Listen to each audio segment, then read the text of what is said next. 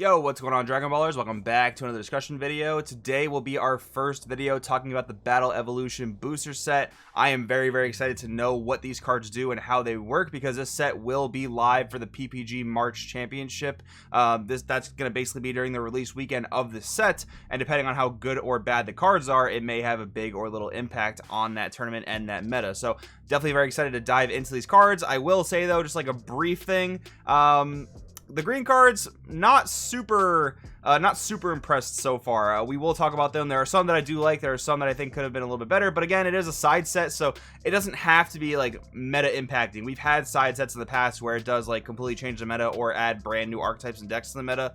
I think it's cool when a side set does add some niche things, like maybe a cool rogue deck, maybe a new tier 1 or tier 2 deck. But I definitely don't think I want to revamp the meta with a side set. But I do kind of wish they did a few different things. We'll talk about that in the video though. If you guys are new here, definitely subscribe, hit that bell so you miss a video, and if you really want to help the channel out, go down in the description if you want to buy or pre-order any of these cards that I talk about in today's video. Use my link to TCG Player. It really does help out a lot. That being said, let's get started.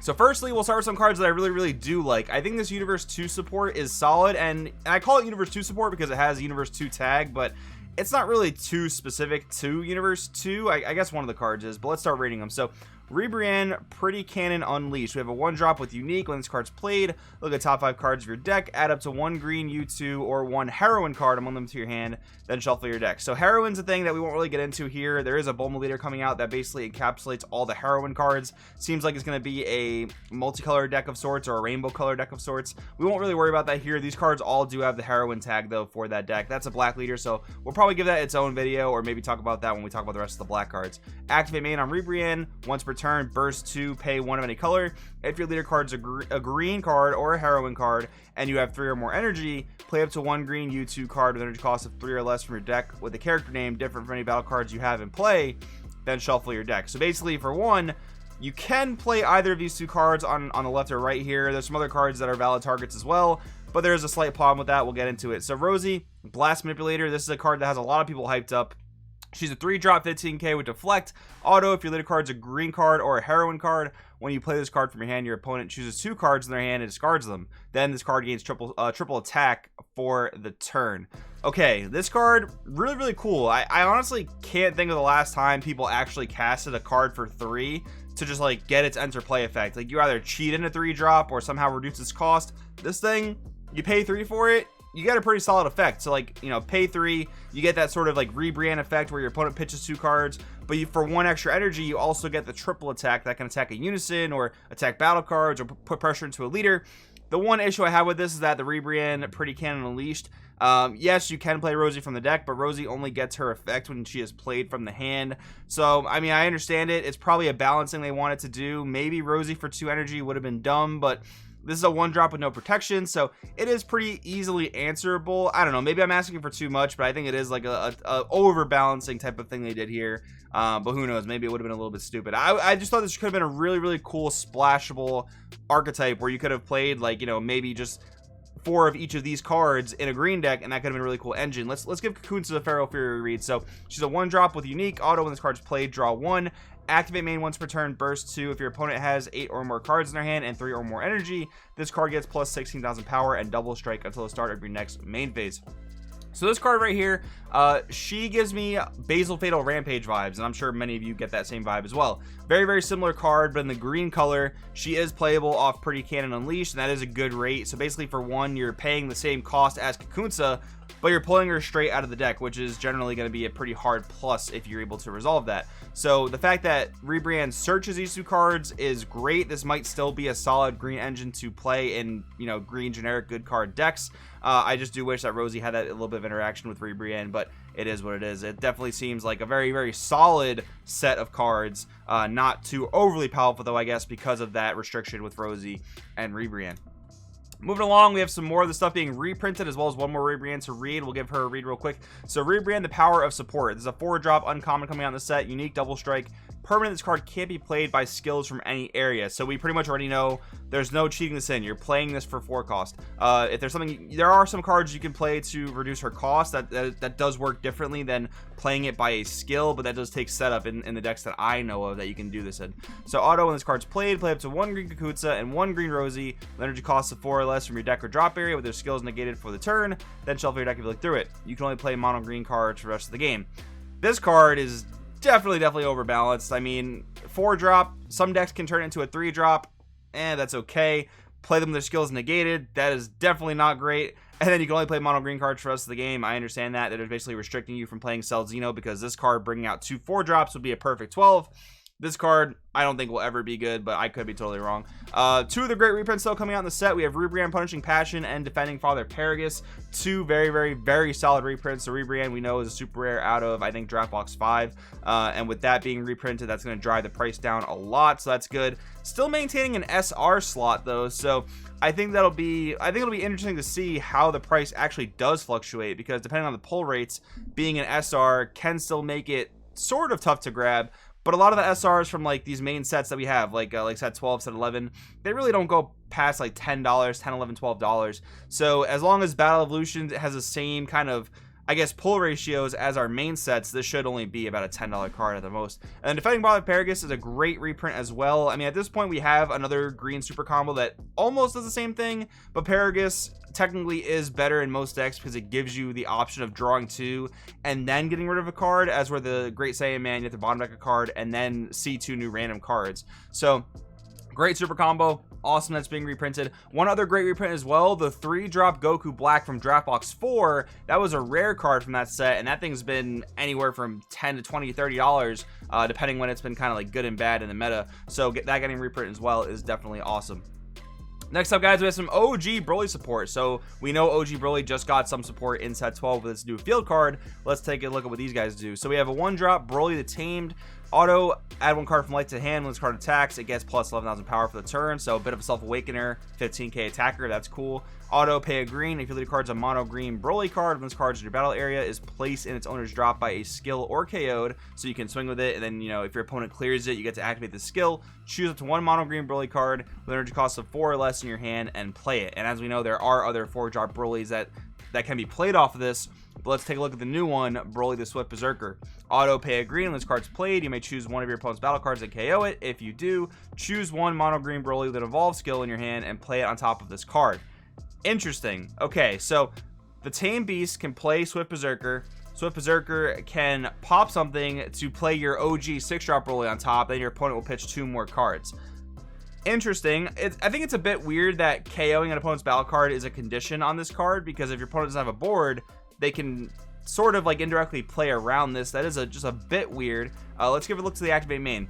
Pay a green. If your leader card is mono green, you have 3 or more energy. You may choose one of your mono green battle cards with energy cost of 1 and Broly in its character name, or a mono green extra card with energy cost of 1 and the field skill, and place it in the owner's drop area. If you do, play this card from your hand. So it looks like that skill will also trigger Broly the Tame Beast, so you can get multiple free plays. It should at least appear that way to me right now. And then the activate main also can sacrifice your field card as well, and that field card should just immediately come back right to the board because of its own skill text. So it seems like there are some neat wombos you can do here. Again, I do think it's a bit weird that the auto on Swift Berserker is conditional on KOing a battle card. Again, just because if your opponent doesn't have a battle card, that's going to be kind of like a wasted effect. But I guess most decks in this format do have something on board for you to pop at most times. I would say that's a pretty fair assessment. I would say we're in a pretty battle area driven format at the moment. So this stuff is cool. I wouldn't quite say it's broken or anything, but I would say it is quite cool. So let's take a look at some of the TN stuff now. This leader I think is really cool. When this card attacks, draw 1, then add up to 1 card from light to hand. Activate main. You basically have that red/green Broly BR effect where you get to add a Chaozu to your hand once per game and then negate the skill for the rest of the game. Awaken, release 4 or less. You may play 3 multi-form tokens to your battle area. Multi-form tokens have 10k power, 0 combo cost, and 5k combo power. Then untap 1 energy. Thinking about that, that's almost like a draw 3 on tap 1. It's just that the draw 3s are nothing more than 5k combos. They're not potential secret rares. They're not potential negates. They're just 5k combo, which is good. I think that's definitely good. It's definitely very unique. There are definitely token wipers though you have to watch out for. That's something you do have to keep in mind, especially in like green mirrors with dormant potential unleashed and things like that. Tien Shinhan and Mysterious Technique. We have an auto when this card attacks, draw 1, gains 5k. That's always solid. Auto if you have a total of 3 Tien Shinhan cards and or multi-form tokens in your battle area. When this card attacks, choose one of your opponent's battle cards with energy cost of 4 or less and KO it. And then this card gains crit for the turn. Okay, so your leader does turn that on immediately. Again, watch out for token wipers. Maybe if you want to resolve this effect, try not to combo your multi-form tokens. There are other TNs you can put into play here, but I think that's where this deck gets a bit awkward, and I kind of don't love it anymore. So we have Chaozu, Unwanted Reunion, one of the new cards. We have a 1-drop blocker, auto. If your leader card's a green Tien card, when this card's KO'd, add up to 1 card from light to hand. Then play 1 green Tien Shinhan card with energy cost of 3 from your deck. Then shuffle your deck. The card you played with skill cannot attack until the end of the next turn. So strange. This thing, first of all, has so many restrictions. Has to be a specific Tien 3 cost. Can't attack till the end of the next turn. So weird. Okay, Tien Shinhan trading moves. This is the main one they want you to play off of Unwanted Reunion. This is a card, by the way, from the WMAT booster from many moons ago. Activate main once per turn. Choose 1 Mercenary Tau trading moves in your battle area and KO it, which we'll get to that in a second. If your leader card's a green World Tournament card, switch card to active mode for the duration of the turn. This card gains 5,000 power and double strike. Then we have the Tau, which already has double strike. Auto when this card's played. If your leader's a green World Tournament and Tien Shinhan trading moves in your battle area, your opponent chooses 3 cards in their hand and places them in the drop area. Okay, so for the one, you can basically play trading moves for free. But then how do you get the Mercenary Tau into play? Because we know we're not casting forward for this. We know we're not casting forward for this when Godsling Technique Trunks is a card and Frieza Charismatic Villain's a card. So we have Mercenary Tau, Overflowing Confidence, 3-drop with an auto that says place this card in the owner's drop area. When this card deals damage to your opponent by attacking, play up to 1 green Mercenary Tau with an energy cost of 4 from your deck with its skills negated for the turn. Then shuffle your deck. So that does cheat in the Tau we just read, but do you have to pay 3 for this? Not quite. Activate main, pay a green. If you have a green World Tournament card in play, play this card from your hand, then choose one of your or your opponent's battle cards with an energy cost of 1 and KO it. Then you can't activate main on copies of this card for the turn. So for 1, you can cheat him in. You can KO one of your opponent's 1-drops, or you can KO your Chaozu, which should trigger Chaozu's effect. And then you get to swing with this, hopefully deal damage. And that's one of the weird things. There are a few cards like this that say when you deal damage, you know, do X. There are also cards that say that, but they also have the stipulation of when you attack a unison, do that. So attacking unison and getting a marker off is much easier than getting a damage through to a leader, especially like if your opponent's awakened, if they have access to super combos, things of that nature. So this is a very convoluted combo to get all those guys into play. Doesn't seem amazing to me. I do like this Goku Tien combo much more. Let's give it a read. So we have Goku as a 4-drop unique barrier, permanent if your opponent has 3 or more energy and you have Tien in play, the Tien 5-drop here. In your battle area, this card gets plus 10,000 power and triple strike. Auto pay a green, which is actually a misprint. This should be an activate main. If all your energy is green and you have a green battle card in play this card from your hand, then add up to 1 card from life to hand. So you do get cheating Goku for 1, which is actually really good. Tien, the long-awaited rematch. Deflect double strike, permanent. This card can't be played from any area by skills other than its own. Auto, when this card's played, choose all of your opponent's battle cards with energy costs of 5 or less and KO them. Solid. Activate main, pay 2. If you have a Son Goku, the long-awaited rematch in play this card from hand. So basically, you can cheat Goku in for 1, you can cheat Tien in for 2, he comes in, board wipes everything 5 or less, then you have a big triple striker and a decently big double striker. This combo is quite cool. I do like how it's splashable in just about any green deck. I wouldn't say it's too energy costly. I do like the cost on these guys. I think a 2-drop 20k double striker is appropriate. I think that the setup that Goku requires to get the triple strike is solid as well. So this stuff I like. The Tien Tau stuff, not so much. So maybe you would explore this in another green leader. But that brings us to the final new cards coming out in the set for green. Launch the wild one. We have activate main, pay 2. If your leader's a heroine card, play this card from hand with 2 markers on it. So basically you can play this in the Bulma deck, but that's again a topic for another video. Activate main, +1. Look at the top 5 cards of your deck, add up to 1 world tournament or a heroine card among them to your hand, then shuffle your deck. So it is cool how this can search all those, you know, U2 cards we read, as well as the Tien Tau Goku stuff we just read as well. So maybe you can play that all in one sort of green deck, but I don't think this unison's all that great. Activate main, -1. Choose any number of your opponent's battle cards whose total energy costs add up to 3 or less and KO them. That effect I don't like that much. The +1 I do think is quite good, but that brings me to another problem with the TN stuff, which is when do you play your unison, right? So you technically have your turn 1 play every game with Chaozu, right? You want to play him and theoretically block with him to get your TN trading moves into play, set that combo up. I don't love that combo, so maybe you would just cut that combo altogether. And when you're looking at unisons to play, you could play Launch, which does provide a +1 every turn. That is good. You could play Demigra, which we know is an amazing unison in the current format. Gets your Frieza Charismatic Villain online turn 1.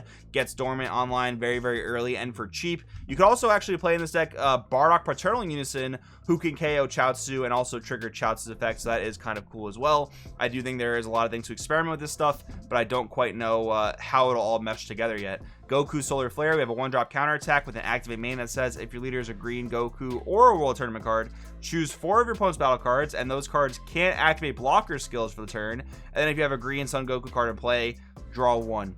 This card's pretty weird. It's actually very, very similar to Dark King's Flash, which is just an anti-Sin Shenron card, and this would very much fall in line with that. This would definitely be an anti-Sin Shenron card. Choose their 9 drops, but now they do have some barrier blockers, so you do have to worry about that. But even then, like choosing 3 of your opponent's blockers where they can still only use 1, definitely solid if you're going for games. So this could be a cool card, I think. And then Homicidal Clones.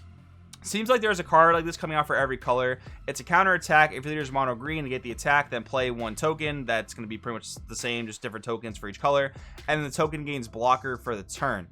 Permanent, if your life is 5 or less, you can activate this card's counter skill from your hand by adding 1 card from life to hand instead of paying its energy cost. So I assume I pretty much can say you'll almost never pay 2 for this card. Almost never. You'll always quote unquote sparking it as long as you're at 5 or less life. And that is a really good card because for 1 card and for 0 energy, you're getting to 4 life, self-awakening, and 2, you're stopping 2 attacks, negating 1 attack and then setting up a blocker for a 2nd attack.